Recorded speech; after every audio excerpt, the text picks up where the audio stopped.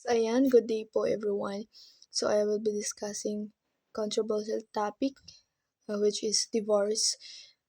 So, first, what is divorce? So, ayan, ang divorce ay isang legal process ng tuluyang pag-end ng relationship or yung kasal. So, iba ito sa annulment. And which is yung divorce, pwede kang magpakasal ulit dito. So, dito sa Pilipinas, hindi pa ito nalilegalize. And sa ibang bansa, ito ay legal na. So, why is it controversial? So, ayan, naging controversial siya nang dahil may conflict sa religious beliefs or cultural values at moral principles nila. So, para sa iba, ang kasal or para din sa akin, ang kasal is sacred siya. Kasi nga, ito ay labag sa batas ng Diyos. So, pero para naman sa iba is mahalaga sa karapatan ng tao na umalis sa isang relation na very abusive ang partner nila or nakakasira na ng mental health. So, siguro valid yon sa iba, pero sa iba, hindi. Kasi it's sacred. So, who are the stakeholders affected? Ayan yun. So, yung apektado dito, of course, yung family, yung children nila, yung extended families nila, and of course, yung government at society. So, lahat-lahat yun ay naapektuhan. Kasi yung divorce, mahirap yung process nun.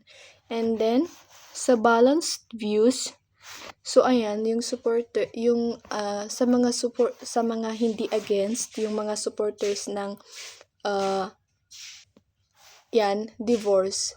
Syempre, mayroong dalawang panig dito sa issue ng divorce. So, ang naniniwala na nagbibigay ng protection sa mga abusive partner, sa mga naa-abuse na, and then para naman sa mga anti-divorce naman, pwede din, kung pwede lang sana isettle yon or pag-usapan ng maayos or mabuti. Kasi kung pwede lang sanang maayos pa yung kung anong conflict nun sa family. And then sa ethical discussion naman po tayo sa utilitarianism, yung greatest good for the greatest number. What produces the greatest good? So, ayan, sa mga supporters nito, syempre,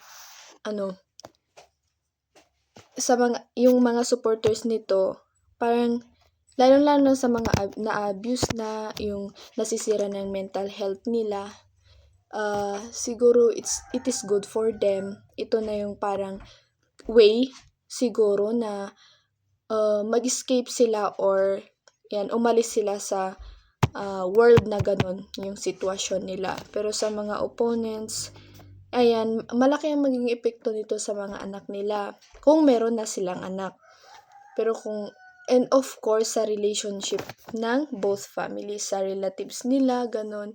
So, maraming magiging impact or magiging negative na results pag sa mga opponents naman. So, yan, maging long-term na emotional effects nito sa bawat isa sa kanila. Pero, yan, mahirap talaga itong gawin or yun nga, mahirap gawin kasi yun nga, sabi sa Bible sa Matthew 16 ba yun? Matthew chapter 19 verse 6 pala. That therefore, what God had joined together, let no one separate nga, 'di ba? So, ayan. Doon naman po tayo sa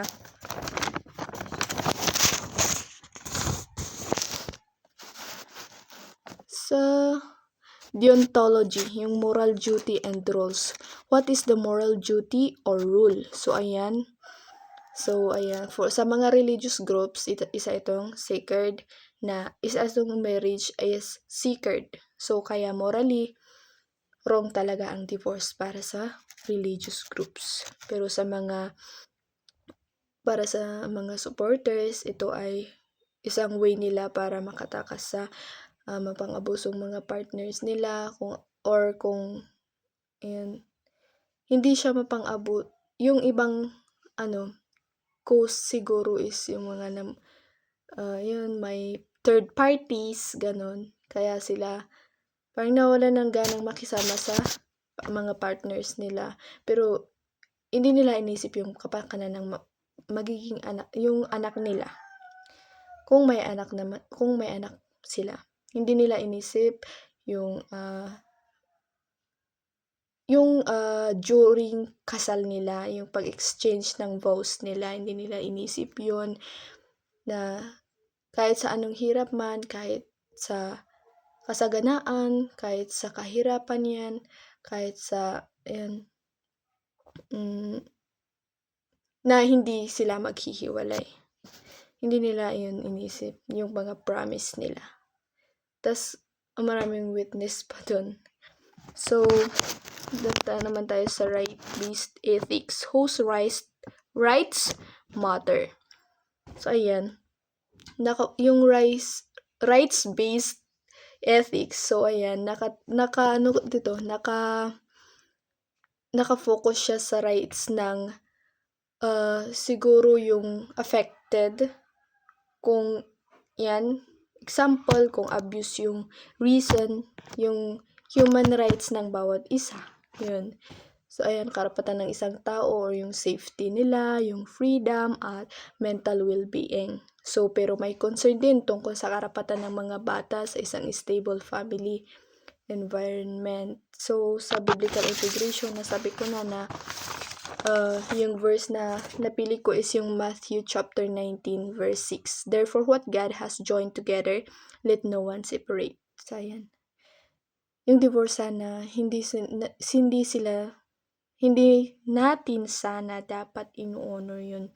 Kasi it's wrong talaga. Labag sa batas ng Diyos. Yun. And sana isipin natin kung pwede lang sanang ayusin. Yun kasi tayong mga Pilipino, ma-pride din. So, ayan. Isipin sana natin yung mga situations. Yan. Kasi may panahon na pagsasama, pero may panahon din ng paghihiwalay. Lalo na kung may relasyon ay puro na ng sakit. Puno na ng sakit, mga yan, abuse, kawalan ng respeto na sa isa't isa, sa pamilya. So, ayan, it guides us to consider compassion then and wisdom in making moral decisions. So, ayan. So, sa personal stand ko, so, I'm not in favor talaga sa divorce. Pero sana, Lord, sana, kung dumating man ako sa situation na ganun, sana pipiliin ko pa rin yung promise ko kay God and sa mga partner ko soon. Or, yan.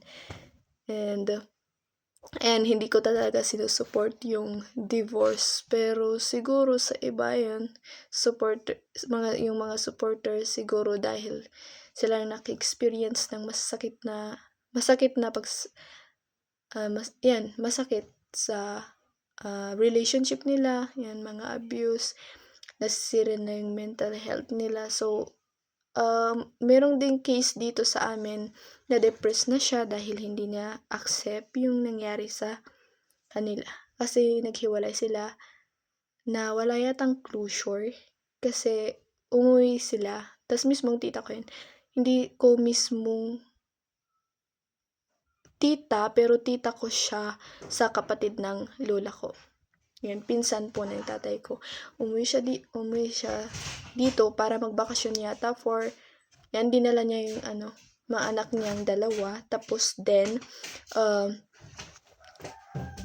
hindi niya in-expect na yung house nila sa Baguio yata or LT, binenta yung asawa niya. Tas, hindi niya in-inform siguro yung asawa niya na ibibenta yun. Tas, wala siyang binigay na pera sa asawa niya kasi dapat yun is pinundar yata nilang dalawa.